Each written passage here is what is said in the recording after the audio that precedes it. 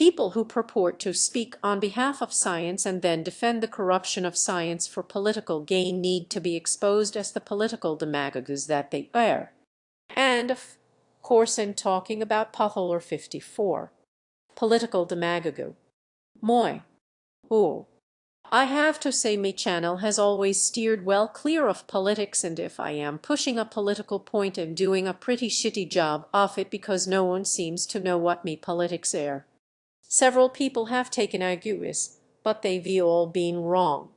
The reason I don't proclaim me politics is that this is a channel about science, and far from defending the corruption of science, just about every video I put out is attacking the corruption of science, and so is this one. Now, while some of you may think that scientific facts are dependent on politics, funnily enough they are not. But of course that does to stop politicians from trying to invent a version of science that fits their own political, religious, or ideological preferences. I'm sure we all remember this famous nugget from Sarah Palin on the subject of fruit fly research. Sometimes these dollars they go to projects having little or nothing to do with the public good. Things like fruit fly research in Paris, France. I kid you not. Just in case you haven't heard this before, I should point out that fruit flies are specially bred for studying everything from viruses and diseases to genetics and medical treatments.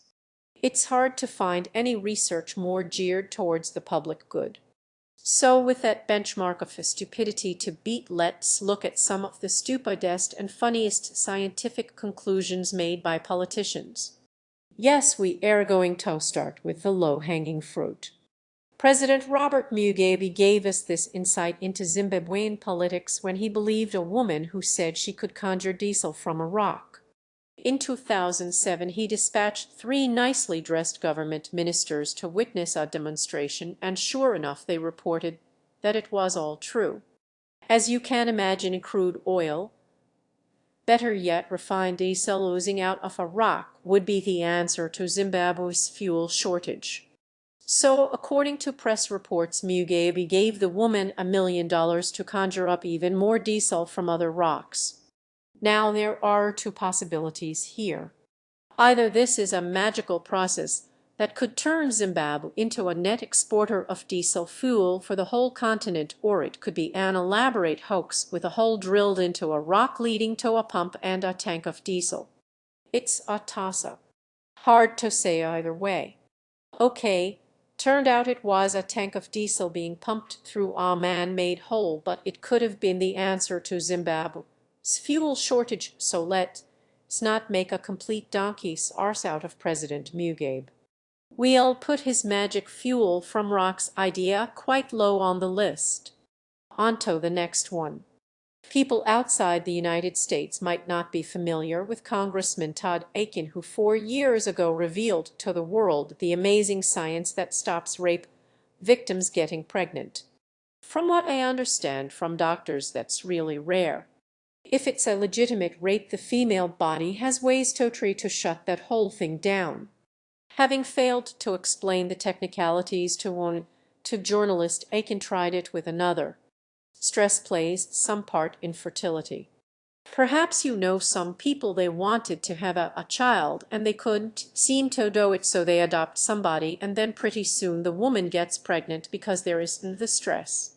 Ah, I see.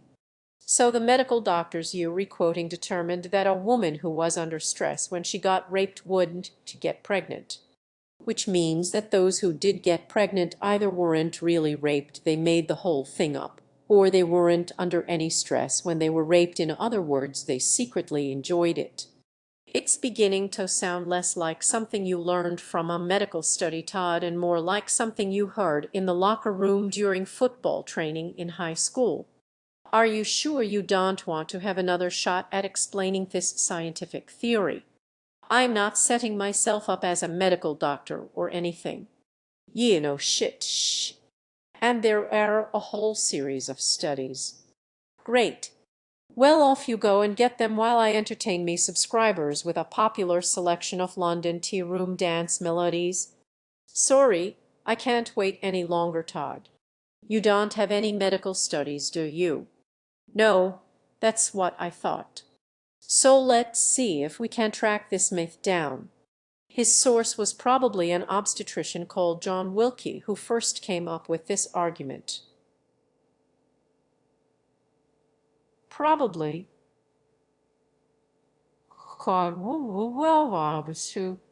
Although Fisher review rush well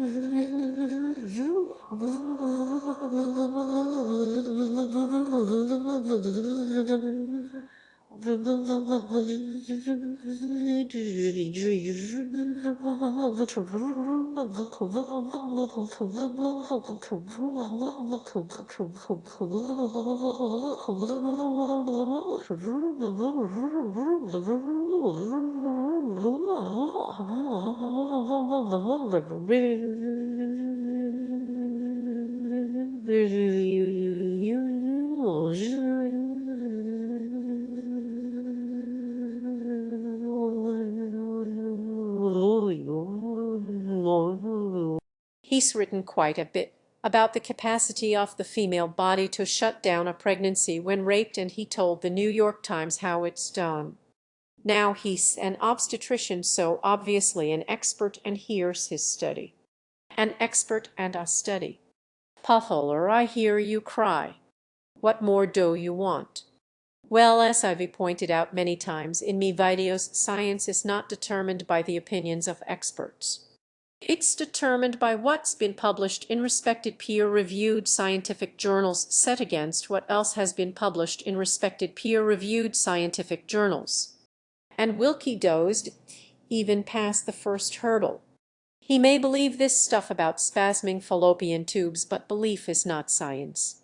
He's never published any studies outlining his research, his methodology, his experiments, his sample sizes, or anything that would allow peer reviewers and other researchers to evaluate his conclusions. This study is not a study. It's something Wilkie published in a book. Now you know why I'm always banging on about not believing the science you see in books, blogs, videos, newspapers, and on feed unless they cite peer-reviewed scientific papers published in respected scientific journals. You could so easily end up with Audrey believing that this nonsense is real science and acquitting a rapist on the grounds that his victim got pregnant. Fortunately, Aiken was booted out by voters before his wacky conclusions took hold. Thank goodness none of the other ideas on this list are life-threatening. You see, when you ask the question, does HIV cause AIDS? The question is, does a virus cause a syndrome? Oh, damn it, South African President Thabo Mbeki with this statement. Mbeki took charge of a government that promoted herbal remedies to treat people with AIDS instead of retrovirals that might have saved their lives. How does a virus cause a syndrome?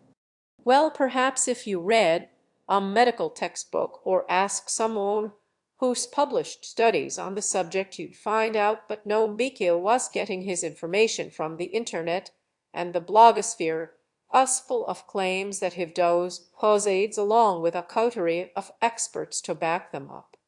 There's Peter Duisberg, a professor of molecular and cell biology, and Kerry Mullis, who won a Nobel Prize for his work in genetic per. There's a group of doctors in Western Australia, none of them believes HIV causes AIDS. But once again, winning a Nobel Prize or being A distinguished professor doesn't mean that any sound that emanates from your anal sphincter must be a pearl of infallible scientific wisdom. What says,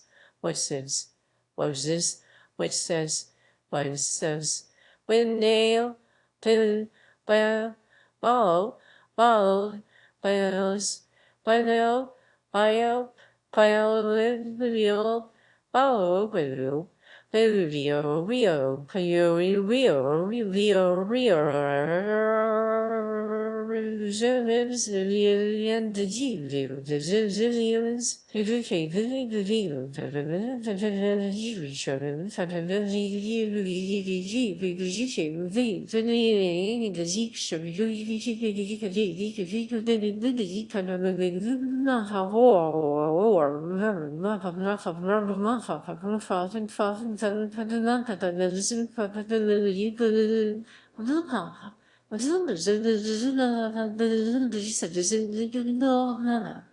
most of these beliefs don't pass the first hurdle because they republished in blogs rather than respected peer-reviewed scientific journals.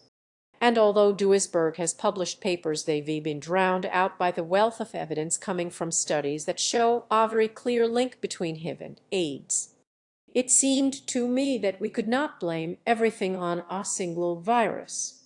A Harvard study concluded that the South African government's denial of the HIV-AIDS link led to the deaths of over 300,000 people who didn't get the treatment they needed. When I was compiling this list, I thought some politician somewhere is going to be dumb enough to repeat the internet myth that vaccines cause autism. So why not Google vaccines, autism, politician and see what comes up. 2.5 years old, the child, a beautiful child, went to have the vaccine and came back, and a week later got a tremendous fever, got very, very sick, now is autistic.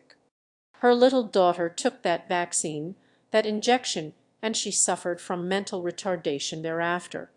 You see, the thing is, it's sort of like me saying that last week me son had the vaccine, and a week later he finished first in the 100 meters race at school. Obviously, that would mean vaccines improve athletic performance. Cause and effect need a correlation, and that means taking large sample sizes and analyzing statistics. Now, there was a peer-reviewed study that purported to show a link between vaccines and autism, so that passes the first hurdle. But it doesn't get past the second because it was found to be heavily flawed. It was redacted, and every other study shows no link between the two. So the only place you will find this claim is where politicians do most of their reading on science, which is the internet. I want to go into the details of why this is junk science, because you will find a complete debunk of this internet myth on my channel. And while we on the subject, Tomachel Bachman here's something else she had to say about science. I don't think that it has been established yet as a fact that global warming is the issue of the day. One thing that we need to do is look at the science. Funny, because I thought looking at the science was the job of scientists. It's not the job of politicians to look at the science for a very good reason. Very few of them have the time to read through the scientific literature, and even if they did, they wouldn't understand it because few of them have any scientific training at all. If you think I'm wrong, just keep watching and you'll all see probably the most woeful examples of politicians trying to play scientist and showing just how ignorant they are. As far back as 1863, Congress realized that an understanding of the increasing complexity of science was slipping beyond its cognitive grasp, so it decided to establish an advisory body of scientists. It's called the National Academy of Sciences, and it's the Academy's job to explain scientific conclusions published in the scientific literature to politicians. But these days politicians don't want to hear that. They think they're smart enough to figure it all out for themselves, even if that means getting all their information from blogs, half-remembered junior high school science, and going on a crash course in remedial geology. There have been these back and forth between on glaciers and the melting, that we've seen over and over again. Why did it happen then if the same factors that you were blaming it on did exist then? I can give you as much or as little answers that you would like. Give me 15 seconds. Okay, give me 30 if I may. Yep, you've got 30 seconds to educate me in a field of science that usually requires a 3-year degree and a basic understanding of physics, which I don't have. And so Richard Ollie has to explain the Milankovitch cycles and the concept of insulation and positive feedback using his head and his bald spot to represent the Earth and the South Pole respectively. And when the 30 seconds is up, of course, Senator Rohr and Backer still don't understand it, so it must all be wrong. Let's leave the remedial class and see how politicians are getting on in the other class for those with learning difficulties. I live in Wisconsin. There were I think 200-foot thick glaciers in Wisconsin. How do you explain the climate change before man ever had a carbon footprint? The statement that you just made is blatantly false. How do you explain climate change that occurred 10,000 years ago before man had a carbon print? Which is science speak for you really that stupid? For anyone who thinks Senator Johnson makes a good point, listen again. He's not making a point. He doesn't accept the science, so he's asking a question which he thinks will have these researchers stumped. If he really wants to know what causes glaciations, all he has to do is read a science book or have a scientist come to his office and explain it, or watch me video on the 800-year lag explained where I show that deglaciation was caused by a wobble in the Earth's axis that caused a small increase in insulation in the southern hemisphere, which led to increased water vapor, lower albedo through melting ice, and the degassing of carbon dioxide, which in turn led to more warming. You're welcome, Senator. So who else wants to turn a congressional hearing into a remedial science lesson by attempting to stump the teacher? Lead scientist at NASA said this. He said that what ended this age was global wobbling. Is the wobbling of the Earth included in any of your modeling? And the answer was no. When you have a model and you say we're going to leave out the most important impact of that model out of our theory and not talk about global wobbling, how can you make projections? Well, Congressman, it's like this global wobbling, or the Milankovitch cycles as they are more commonly known, take place over the course of hundreds of thousands of years. Their effect in the space of a few decades or a few centuries is so minimal as to be totally ineffective. But again, Congressman Stockman's complete ignorance on this subject is a given. It's not the point. The point is he makes the assumption that the science must be wrong, and he's convinced his questions will have all these know-it-all scientists stumped. They can't possibly have seen the flaw he spotted. Oh wait, I've just been told that Stockman has managed to spot an even bigger flaw in the theory. How long will it take for the sea level to rise 2 feet? Think about it. If your ice cube melts in your glass, it doesn't overflow its displacement. This is the thing. Some of the things that they talking about mathematically and scientifically don't make sense. I think what you mean, Congressman, is that they don't make sense to you. And why should they? You're a politician with a bachelor's degree in accounting. Don't assume that because it doesn't make sense to you, it doesn't make sense to anyone who studied science past 10th grade. No, scratch that. Even second grade kids understand it. So it's hardly surprising that research glaciologists and oceanographers spend their entire professional careers understanding it.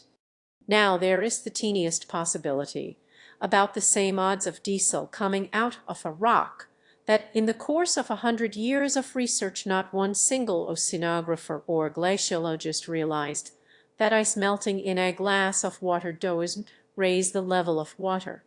It's possible Congressman Stockman in his spare time has discovered something completely unknown to science.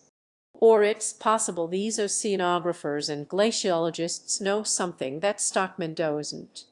It's a toss-up. So instead of giving Congress the benefit of his theory, it might have been better to go overthrow the remedial class at the Committee of Science, Space and Technology. And Stockman could have asked why it makes sense to scientists and not to him. He would have been told that melting ice already in the ocean is not the cause of sea level rise. The cause of sea level rise is partly due to ice melting on land and pouring into the oceans to the tune of 150 cubic miles a year, and partly due to the thermal expansion of the oceans as they warm up. The problem is that this failure to understand the science not only leads these politicians to conclude that the science must be wrong, they figure that the only way thousands of scientists can be wrong is if they all in on a conspiracy. And if they're a conspiracy, then the politicians can happily ignore the published science and make up their own. It's like a downward vortex of ignorance, stupidity, paranoia, and religious conviction. Now, you would have thought that Stockman's ice in a glass theory would rank among the stupidest ever uttered by a politician. It's got to be up there, but there's a lot of competition. The temperature on Mars is exactly as it is here. Nobody will dispute that. It could be secular. It could be just a shift on the axis. The ice caps are melting, which we see over and over again. Yeah, they remelting on Mars too. One would have to say the Great Flood is an example of climate change. Yes, he really is talking about the well-known scientific fact that Noah led all the animals 2 by 2 into an ark. This is his crucial piece of evidence that carbon dioxide can't cause atmospheric temperatures to rise. And that certainly wasn't because mankind had overdeveloped hydrocarbon energy. No, it was because an invisible being made it rain for 40 days and 40 nights and floated the entire world, and by the way left not a trace. Which brings me neatly onto the number one wacky idea politicians have about science, that it's all bunk because we were in fact created 6,500 years ago. I've come to understand that all that stuff I was taught about evolution and embryology and Big Bang theory, all that leads straight from the pit of hell. Over the last 100 years, geology, astronomy, and biology have been under attack by American politicians who want to influence how these subjects are taught. Not according to discoveries and conclusions published in the scientific literature, which is how it's done in the rest of the world, but according to the politicians' own beliefs. The battle began in the 1920s when several states banned the teaching of evolution, and it's still going on today as they try to push creationism into science classes. It's difficult to know how much this literal belief in creation is fueling the anti-science movement among American politicians. I never ascribe motivation because I can't read people's minds, but often they make the link themselves. Todd Akin's remarks about rape victims not getting pregnant were used to justify refusing abortion to rape victims, and his strong anti-abortion views were in turn shaped by his religion. Whereas to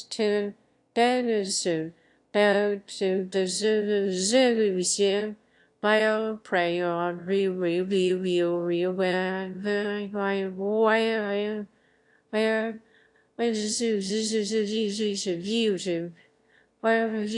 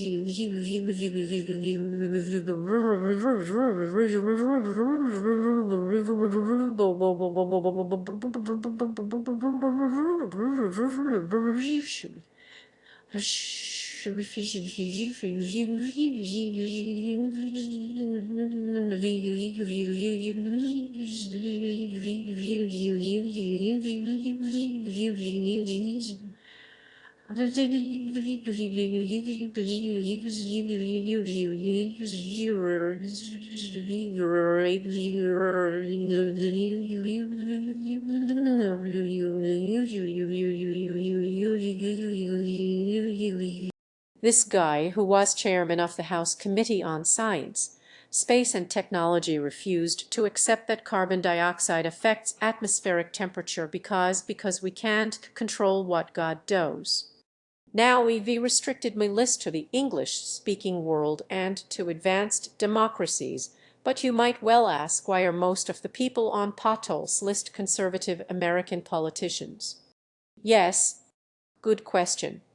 I'd like to know the answer to that too. It's certainly not because Americans are dumb. After all, this is the land of technology and innovation which has produced some of the greatest scientific minds of our age. And it's certainly not because conservatives are scientifically illiterate. Far from it.